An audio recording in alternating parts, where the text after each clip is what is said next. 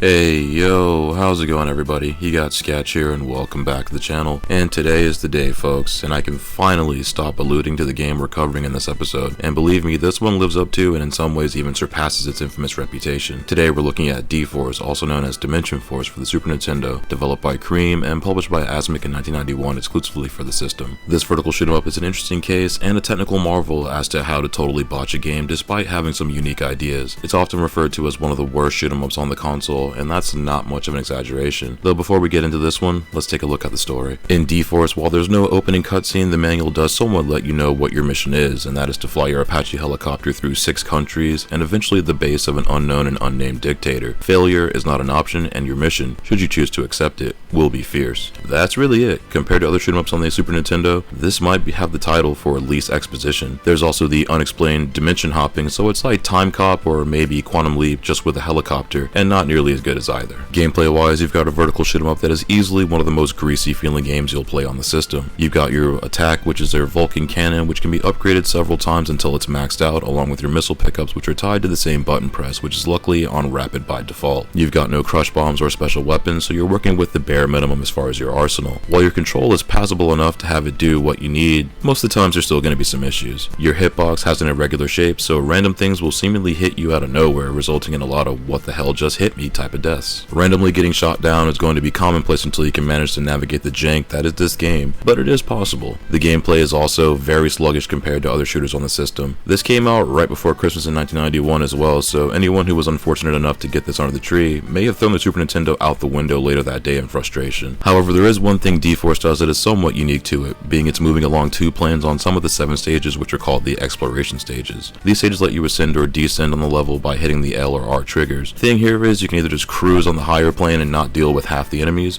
or slam into enemies above unbeknownst to you, since the visibility is not great from going from the bottom to the top plane. Also, only 3 of the 7 stages use the effect where you can freely control the altitude, which was a means to tie in the Mode 7 graphics mechanic. Other games have used this mechanic prior to this, like Sega's Thunderblade and Namco's Metal Hawk, which does it to a much better effect. Let's go ahead and address the main issue with this besides its wonky functionality, and that's its difficulty spikes, which are around every turn. Even on the easy setting, your weapons can power down a few levels upon death, but everything above easy, your weapons reset to the base level, and your base shot is hot garbage here. So you'll essentially have to not get hit to make any progress on normal or above. What's funny is that once you're fully powered up, you're nearly unstoppable, but at a base, you're as good as dead, even early on. Enemy formations for the most part here are pretty standard, but the main enemy you're going to face here is crippling slowdown and drop frames. This game really begins to struggle the moment you start firing your weapons, and there's points when there's a decent amount of enemies on screen at a time. Those coupled together make this one of, if not the slowest playing shoot 'em up on the Super Nintendo. When enemies come into the screen, some of their frames also either skip or drop, making them kind of scoot around the screen at random, which is another way you'll likely catch a lot of deaths in D-Force. Some boss characters also require getting hit in critical spots before you can clear it, and with the frame rate being what it is, sometimes it's hard to tell when you're doing damage in cases. Though for the most part, as long as your shots and missiles connect, you'll be doing damage. There's also a wildly unbalanced difficulty of some of these encounters too,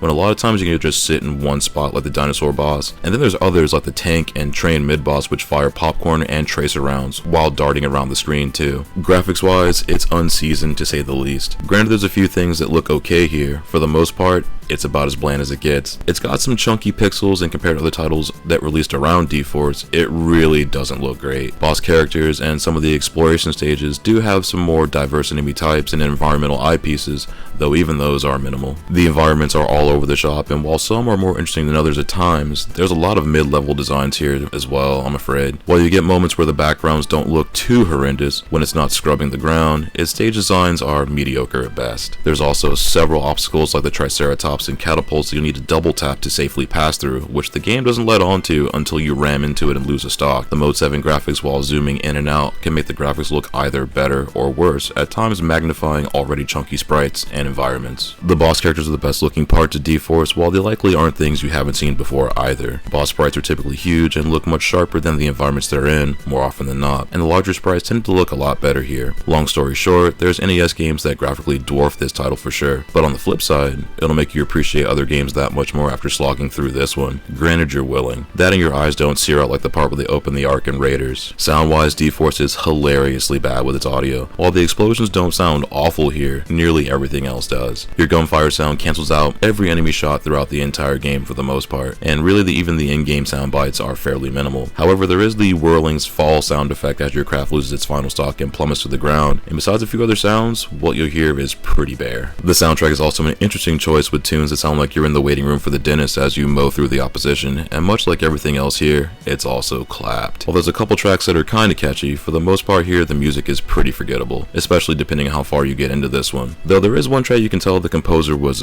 inspired by Steven Spielberg's E.T. theme tune, which he ever so slightly tiptoed around directly copying. There's not much else to really say about it besides it's just meh. It feels like a mash of borrowed ideas and mechanics from other games just done poorly. The feature stage and the desert tune kinda shake though, so I'll give it a nod there. In short, D-Force is one of those games that in a lot of regards is the clap cheeks of the Super Nintendo shoot-'em-ups. While it's a playable game and it can be cleared on all settings, it's just not fun to play. The ending is also just a splash image of a heavily pixelated chopper on a heavily pixelated sunset background and is the same across all difficulties. So if you're looking for a rewarding grind, this ain't it. Unfortunately for what's there, it's just a letdown in several areas, especially compared to similar titles on other systems as well as its own. It had some ambitious concepts, but it just didn't equate to a solid game by any stretch. And aside from wanting examples of the contrast between good and bad shoot-'em-ups, this falls in the latter without question. D-Force gets a 3 out of 10, and I wouldn't recommend this to anyone really unless you're going for a complete collection of Super Nintendo games, or again just want a basis of comparison to the shoot-'em-up gems and duds of the system. Of all the shoot-'em-ups on the Super Nintendo, this one is easily towards the bottom of the list of things that are worth checking out, or let alone buying. I can't say it's all bad because it made me appreciate other games far more after clearing this one. There's certainly better games you can play besides this, and if you do, it'll make some of the seemingly worst things suddenly look like a masterpiece. And thank you again if you made it this far into the video. If you find these videos helpful, that's awesome. I'm glad you use this as a resource. Check back often, we'll have more reviews and commentaries come up in the near future, but until then, take it easy and stay safe out there.